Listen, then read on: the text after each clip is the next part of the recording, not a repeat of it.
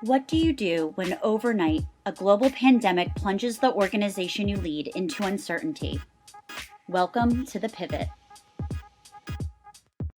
Hi, everybody. Welcome to the Pivot. I'm your host, Jen DeVore, Civic Impact Manager at the Economy League of Greater Philadelphia.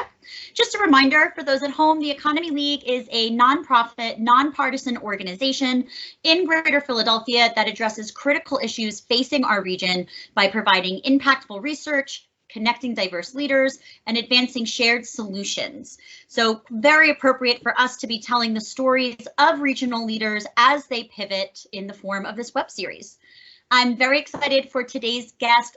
He is Oscar Wang, founder and CEO of CollegeTogether, a nonprofit that supports students who are attending school while also working in the hospitality industry. Oscar, if you want to turn on your camera and join us. Hey, Jen, how are you doing? I'm doing as well as one can be. It's the days are long, but the weeks have been flying by, it seems. This is maybe our 12th or 11th episode of this show. Nice. And it's great to see you. How are you doing? I'm good. At this rate, you're going to get renewed for a second season. So I'm really excited to definitely see that. Good. Yeah, that could be good news. I say that could be good news or it could be not right? good news. Yeah, absolutely. Yeah, go ahead.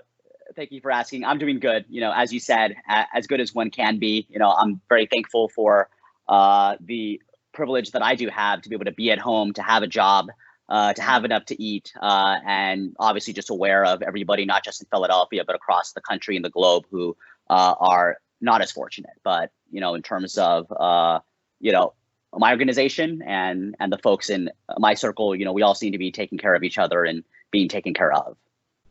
Yeah, and so that's what we want to talk to you about today. We want to talk about how you are helping students and different industries throughout Philadelphia with CollegeTogether, how you're pivoting. I mean, clearly with the organization focused in both higher ed, working with college students, and then getting those college students jobs in the hospitality industry, two areas like so many others that have been completely shook since this all started. Would really like to talk about what you're doing immediately to address some of these challenges, and then how you're looking for the future at the program. I'll also say before we get into it, we have a great relationship, CollegeTogether and the Economy League, because you guys were the winners of our Full City Challenge, which was a nonprofit accelerator program last year. So it's great for our viewers at home that have been following your story from the Full City Challenge to where you're going today. Yeah, no. So I just wanted to start by thanking the Economy League. We obviously enjoyed being on your Shark Tank-like competition last year. Yes. And we're obviously happy to still be working together more than a year later. Absolutely. Yeah. And for those of you that want to learn more about the Full City Challenge, you can find that on our website, and you can learn about Oscar and his colleagues' journey through the program. It's pretty exciting and interesting. So tell us, so what is it? So obviously, like I said, you're working in higher ed, you're working in the hospitality industry, things, you have to pivot, right? What was it like to respond to this health crisis, like as you started to get an understanding of what was happening, and how have you been able to support your students, and maybe talk a little bit about the specifics of the organization and how that all comes together? Yeah, so for folks who don't know, we're really a hybrid program. So we're really trying to bring together the worlds of, as you just said, Jen, higher education and hospitality. And how our model works is that we really consider ourselves a new college pathway.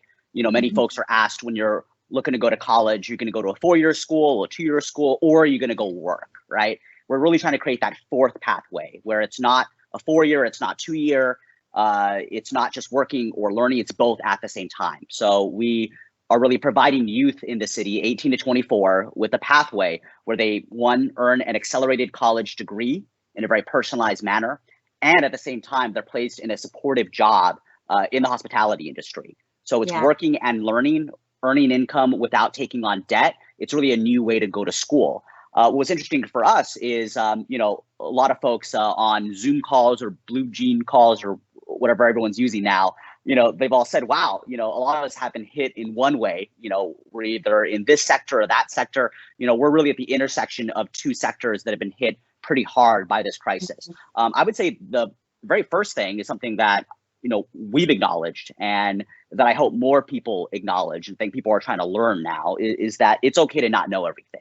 And it is okay to, feel a little bit powerless, because this is really an unprecedented situation that we all have never dealt with before. When Philadelphia first went into lockdown and our first stay-at-home quarantine, there was a lot of talk about, oh, this will be 2 weeks to about a month, right? Yeah. And everyone's trying to adapt as we go. So not feeling in control of the overall situation is something that's very valid, I think, for all of us. But you do look in a time of crisis, for what you can control. And so for us, that really is three things. The first is to take care of our current students in every way that we can. The second is to give back to the community and to really ensure that we contribute to the local efforts that are trying to combat COVID-19. And three, that we use this time to lay a foundation for our future, knowing that every plan that we've had is now out the window and that future plans are not going to go exactly to plan. Yeah. But you plan not because you want something to go exactly to the T to that plan, A to Z. You want to make sure the principles and the foundation are in place so that you can use that really as a springboard to adapt and move into the future. No, that's so great. And it's, like you said, it's preparing for the unknown, and that can leave so much to uncertainty. But if you have that foundation, then you'll be, and we talk a lot about like North Stars on this show and going back to your core values. And I feel like that's all part of that core foundation that you're talking about. So what was it like to, work with your students during this time, and how have you been supporting them, over the last, I don't even know how many weeks it's been now since, I guess really March 13th is when schools close. So I kind of used that as like my timeline kickoff. Yeah. Yeah, no, when daycares and schools obviously started closing, that was a domino effect, right? And I think one thing we've all realized is how interconnected the economy is. And just in so many ways, everything is linked to another thing that once that went, right, parents couldn't find childcare, they couldn't stay at home, someone lost their job, that meant a very different economic reality and a very different day-to-day for so many folks. And so for our students, in terms of actions that we've taken, the first is with the really generous support of the Bera and the Dowdy Foundations, we've been able to give our students direct assistance. And that means one, actual cash grants. These aren't big grants in terms of what, the federal or state government could do, but we're helping them get by little by little every single week. Just as one, a gesture of goodwill, and two, an acknowledgement that a lot of our students, because they're between the ages of 18 and 24, and many of them were claimed as dependents on a parent or guardian's taxes in the previous year, they actually do not qualify for the $1,200 stimulus. Their parent or guardian actually also does not qualify for the $600 per kid or per child that many parents are getting. So there really is a donut hole in the CARES Act where if you're between the ages of, I believe it's 16 to 24, you are not qualified to get any assistance from the government. So I've talked to parents, right, who have a 15-year-old daughter at home. They're getting $600 in, economic aid for that child, but not for the 18-year-old who's in college and working and who's lost their job. Yeah. That's a huge oversight in terms of, what the federal government was not able to do. So one, providing them with direct assistance. The second is for, the 8 out of 10 of our students who have been laid off. We're helping them navigate this maze of unemployment. Everyone watching probably knows somebody who's been affected negatively by this crisis in terms of their employment status, or their overall income. And so helping them navigate that maze of, how do I get my PIN? The state unemployment office has a backlog of 2 weeks worth of phone calls, voicemails, and emails. How do I get to them? How do I make sure that I can rent, in the next month? If there's someone who, needs my help in my family and they need cash right now, how do I really support them? And then for our students who are working, because a few of them are, right, That's for great. organizations and restaurants that have really pivoted into takeout or into serving hospitals, we're really making sure that they have enough masks, they have enough PPE themselves so that they can go to work in a safe manner. A lot of our students still depend on SEPTA. So we've actually extended transportation aid to them to ensure that they are able to get to and from work safely, knowing what the actual procedures are, knowing what the schedules are, and also understanding that, hey, you have to have a mask on. It's not just for everyone else, it's also for your own good as well. And then finally, Jen, I would say that, we're connecting students to resources. So we're working with Share Foods and Food Connect on getting food directly to families, making sure that they have enough to eat. We have a constant list of food pantries and updates on our Instagram page. You want to check us out on @CollegeTogether on IG, of just overall resources for students and their families, and for anyone who wants to take a look. And the final part really is making sure that students have the right information, right? There are a lot of rumors right now of what's going to reopen, what's okay to do, what's not to do. Making sure that we mentor them every single week through weekly meetings and group chats, just ensuring that they have the right information, not only for themselves, but their families as well.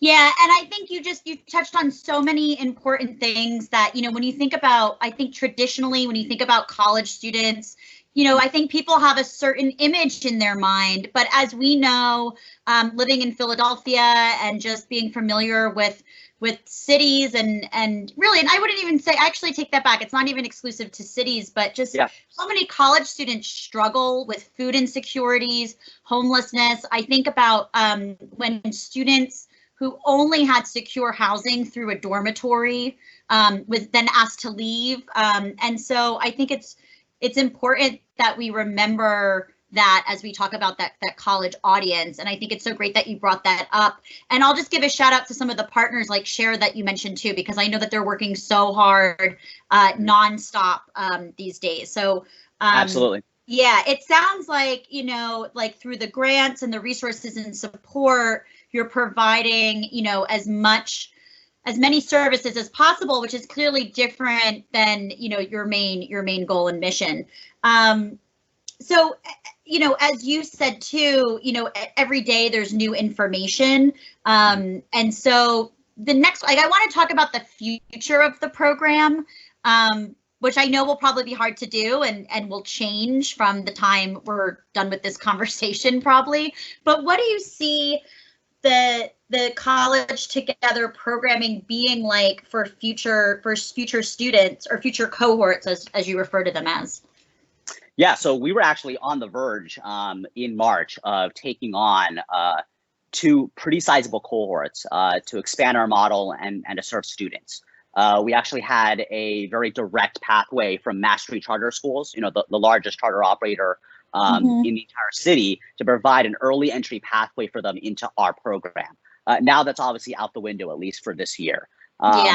Mastery, of course, is trying to figure out just like every other school is, right? So a lot of this is definitely day to day. What we know to be true, though, is that when Philadelphia slowly opens up, right? And I heard Governor Cuomo actually talking about this in, terms of kind of like a screw tap, right? Where you open up a little bit and you take a look at where the rate of infection is, and you either turn it back or you inch it a little bit more forward, right? And everyone's going to need to adapt based on the fact that we don't know when that is, right? Philadelphia County is still pretty far away from, where the governor wants us to be in terms of, being moved from red status to yellow status. So a lot of this is up in the air. But we do know, Jen, is that when things do reopen, and even if things stay more clamped down over the next few months until there's a vaccine or until there's real mitigation of this, is that youth in Philadelphia are going to have 2 needs, right? 1, they're going to want to go back to school, and 2, they're going to want to go to work. And those are 2 very important things that we happen to do well together. How we do them is going to be very, very different and is going to change. And we're still trying to figure that out, but this is what we know so far. So on the educational side, to give everyone watching a quick overview, we actually partnered with Brandman University, which is a fully accredited nonprofit college out in California that has traditionally served veterans and people in the corporate workforce, mainly at Disney. Okay, interesting. And yeah, and what they've actually done is that they've created a new college platform called Brahmin MyPath, which is competency-based education. Essentially, it's project-based education, Okay. where for the working mother who's 35 in California, right, working 40 hours per week, taking care of one or two kids, they cannot exactly in an easy fashion insert themselves into a traditional educational Yeah, institution. So what that's me. they've really tried Yeah. to do, yeah, yeah. Yeah. So what they try to do is they've essentially flipped college, right, Yeah. and put content online in a self-paced, project-based manner, but they've contracted with organizations like us to provide in-person support. So the content and the accreditation are all online, right? And the content's at your fingertips on a laptop or on your phone, but the support and learning, we acknowledge, still happens in college, best face-to-face. So for us, our college partner is largely online already. They made that pivot many years ago, whereas many colleges are trying to figure out how to put something together on the fly in terms of, putting slide decks on and how do I get people on a Zoom call? How do I prevent Zoom bombing? All that kind of stuff. Brahmin's really ahead of the game on that, right? So we're really happy with that, is that our ability to get students into college, by the way, in a very affordable way, because tuition for MyPath for our program is fully covered by the federal Pell Grant, which the vast majority of our students and Philadelphians qualify for. So we know we're going to get students back into college. The question is, what is that support system going to look like? Currently, we require students, well, not right now, but in terms of pre-COVID, we require students, Jen, to be in our learning lounge, in our campus space, where there's, where there's food, where their tutors, where their mentors are, where they can mingle with other students in a very communal, small group setting. We required them to be in our space for at least 8 hours per week. So that obviously moving forward might need to shift, right? Eventually, as Philadelphia begins to reopen, our orientation program, which we call FIO, which stands for Figure It Out.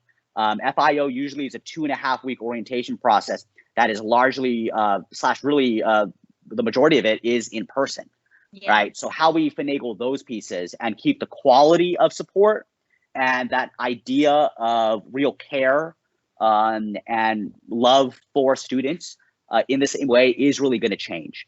And we're really still trying to figure that out. And on the workforce side, we realize that our expertise, Jen, is not just in placing students, right, in restaurants, right? It's not like we teach every single student, right, how to, shuck oysters, right, or take an order, right? What really employers are looking for, and of course, the Economy League's done a lot of research on this across the board, is you're really looking for the soft and professional skills, skills that we call forever skills, right? Things you're going to be able to carry with you from context to context, of showing up on time, being ready to learn, and just giving things a shot and trusting the process of actually learning. So how we adapt our workforce partners to that, we're identifying restaurants and nonprofit partners that are pivoting in the world of food and within the hospitality economy to try and make sure that we have young people who can match to jobs in a safe and reasonable way while still maintaining the quality and standards that we want. That's number one. And two, we are looking for new workforce partners. What are other areas that we could go into that might not be just a traditional sit-down restaurant that may look very, very different in the next few months and even post-COVID? How do we ensure that our students have access to jobs that give them opportunity in Philadelphia? No, that's great to hear, and that I think about the orientation process, not just for this program, but for everyone we've talked to, the nature of their work involves that high touch in-person community, and so that's one thing that I know we're all trying to figure out together. Tell us a little bit about some of the partners that you work with. In general, obviously, clearly, you have restaurant partners, and kind of what they're thinking, or what you've been talking with them about around, the future of this program, and just kind of like, bringing hiring staff in general and the training stuff. Because I'm curious to see what your partners think too.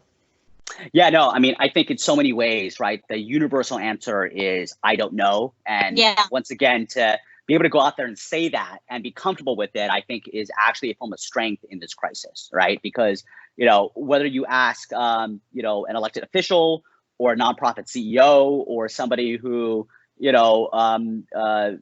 just started in an organization and has to onboard online, nobody knows what that future looks like. What I do know is that on the ground, there's so many partners who are trying to figure it out and FIO it themselves to try to figure out how you pivot for the future. For an economy that might have 20-25% unemployment, that is going to look extraordinarily different because of CDC guidelines and just people in general, their valid fears, and their willingness to go out to eat, and the willingness to participate in the economy once restrictions start being lifted.